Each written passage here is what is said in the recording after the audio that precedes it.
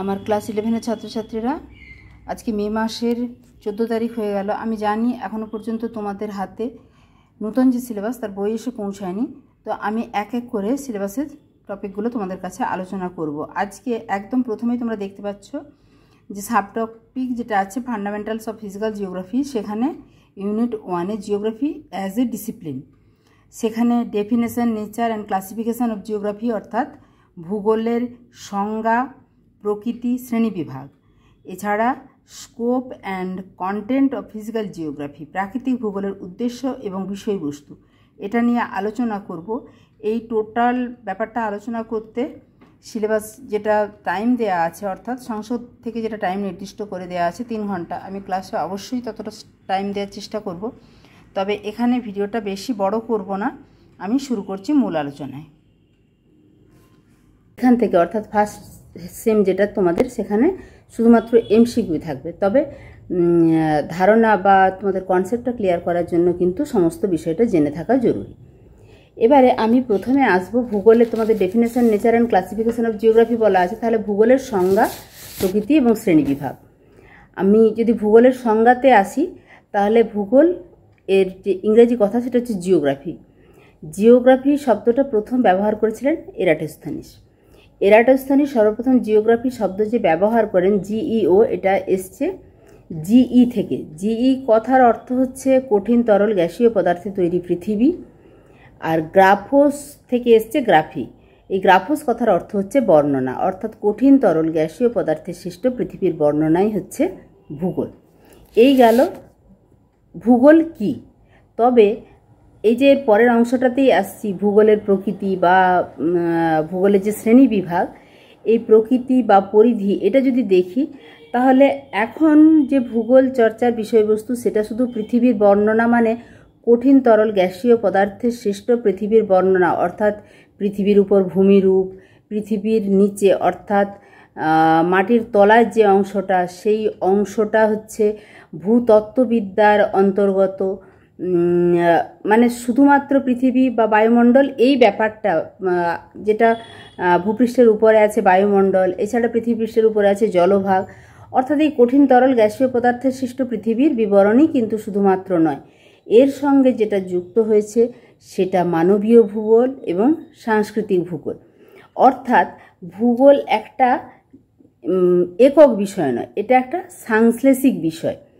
বর্তমানে ভূগোল হচ্ছে প্রাকৃতিক বিজ্ঞান এবং সমাজ বিজ্ঞানের সমন্বয়ে গড়ে ওঠা সাংশ্লেষিক বিষয়, যার পরিধি সুবিস্তৃত এবং ব্যাপক। বর্তমানে ভূগোলে প্রাকৃতিক বিষয়ের সঙ্গে ভূগোল কী করে, প্রাকৃতিক বিষয়ের সঙ্গে মানব গোষ্ঠীর সম্পর্ক বিশ্লেষণ করে, এবং সেটা করতে গিয়ে পৃথিবীর কোন জায়গায় মানুষ কিভাবে প্রকৃতির সঙ্গে কিভাবে খাপ খাইয়ে নিয়েছে, এই যে মানুষের কথা বলছি, অর্থাৎ মানবীয় ভূগোল। এবং মানবীয় ভূগোলের নানান ভাগ আছে, সেখানে জনসংখ্যা ভূগোল, জনসংখ্যার সঙ্গে জনবসতি এবং তারা পরিবেশের সঙ্গে কিভাবে খাপ খাইয়ে নিচ্ছে, এবং মানুষই যে এটা পারছে, অর্থাৎ মানুষের মধ্যেই সাংস্কৃতিক চেতনা বা সাংস্কৃতিক বোধটা আছে বলে, অর্থাৎ সাংস্কৃতিক বিষয়গুলো এর মধ্যে যুক্ত হচ্ছে। এখানে 3টে শর্ট কোশ্চেন তোমরা জেনে রাখবে, যদিও বারবারই বলছি এখান থেকে এমসিকিউ আসবে। ভূগোলকে অন্তরা অনুশাসনিক বিষয় বলা হয় কেন? ভূগোল প্রাকৃতিক, মানবীয় এবং সমাজবিজ্ঞানকে যুক্ত করেছে বলে একে অন্তরা অনুশাসনিক বিষয় বলা হয়। ভূগোলকে গতিশীল বিজ্ঞান বলে কেন? না, ভূগোলের আলোচনার বিষয়বস্তুগুলো সদা পরিবর্তিত হয়ে চলেছে, তাই জন্য ভূগোলকে গতিশীল বিজ্ঞান বলে।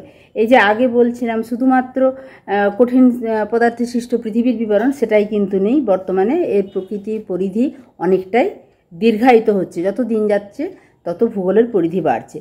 পরের কোশ্চেন, ভূগোলকে সকল বিজ্ঞানের জননী বলে কেন? ভূগোল ছাড়া বা ভূগোলকে বাদ দিয়ে অন্যান্য বিষয়সমূহ সম্পর্কে ধারণা লাভ করা যায় না বলে ভূগোলকে সকল বিজ্ঞানের জননী বলে। এই যে ভূগোলের পরিধি বা বিষয়গুলো এলাম, এরপরে আমরা ভূগোলের যে শ্রেণীবিভাগ, অর্থাৎ কোন কোন বিষয় ভূগোলের মধ্যে অন্তর্ভুক্ত, সেই সমস্ত ব্যাপারটা একটা চার্টের মধ্যে আমি করে দিয়েছি, এটা দেখাবো। অবশ্যই তোমরা চার্টটা দেখে নেবে, তাহলে প্রাকৃতিক ভূগোলের কোনগুলো ভাগ, মানবীয় ভূগোলের কোনগুলো ভাগ এবং আঞ্চলিক ভূগোলের কোনগুলো ভাগ, সেগুলো তোমরা পরপর জানতে পারবে। দেখো, এটা হচ্ছে সেই ছক যেটাতে ভূগোলের বিভিন্ন শাখা দেখানো হয়েছে। এখানে ভূগোলের প্রধান শাখা 3টে, প্রাকৃতিক ভূগোল, মানবীয় ভূগোল এবং আঞ্চলিক ভূগোল। প্রাকৃতিক ভূগোলের ভাগগুলো ভূমি রূপবিদ্যা, যেটা পৃথিবীর উপরকার বিষয় নিয়ে আলোচনা করে, জিওমরফোলজি। ভূতত্ত্ববিদ্যা, যেটা পৃথিবীর নিচে অর্থাৎ মাটির তলার বিষয়বস্তু নিয়ে আলোচনা করে, সেটা হচ্ছে ভূতত্ত্ববিদ্যা। জ্যোতির্বিদ্যা, মহাকাশ নিয়ে যেটা আলোচনা করে। জলবায়ুবিদ্যা, যেটা আবহাওয়া এবং জলবায়ু নিয়ে আলোচনা করে। সমুদ্র ভূগোল বা ওশানোগ্রাফি, এখানে ইংলিশগুলো দেওয়া আছে, জিওমরফোলজি, জিওলজি, অ্যাস্ট্রোনমি, ক্লাইমেটোলজি। সমুদ্র ভূগোল সমুদ্র নিয়ে আলোচনা করে। মৃত্তিকা ভূগোল, মাটির বিভিন্ন বৈশিষ্ট্য, গুণাগুণ, মাটি কীভাবে সৃষ্টি হয় সে সমস্ত ব্যাপারে একটা পুরো আলাদা শাস্ত্র রয়েছে। এছাড়া রয়েছে জীবভূগোল। জীবভূগোলকে আবার কতকগুলো ভাগে ভাগ করা হয়েছে। জীবভূগোলের ইংরেজিটা হচ্ছে বায়োজিওগ্রাফি। জীবভূগোলের ভাগ হচ্ছে উদ্ভিদ ভূগোল, প্রাণী ভূগোল, মানবীয় বাস্তুসংস্থান ভূগোল এবং পরিবেশ ভূগোল। এছাড়া প্রাকৃতিক ভূগোলের আরেকটা ভাগ হচ্ছে জলবিজ্ঞান বা হাইড্রোলজি, যেটা পৃথিবীর উপরিভাগের বিভিন্ন জলভাগ নিয়ে আলোচনা করে। মানবীয় ভূগোল, মানবীয় ভূগোলের ভাগগুলো জনসংখ্যা ভূগোল, অর্থনৈতিক ভূগোল, রাশিমাত্রিক বা পরিমাণমাত্রিক ভূগোল, রাজনৈতিক ভূগোল, ঐতিহাসিক ভূগোল, সাংস্কৃতিক ভূগোল, বসতি ভূগোল।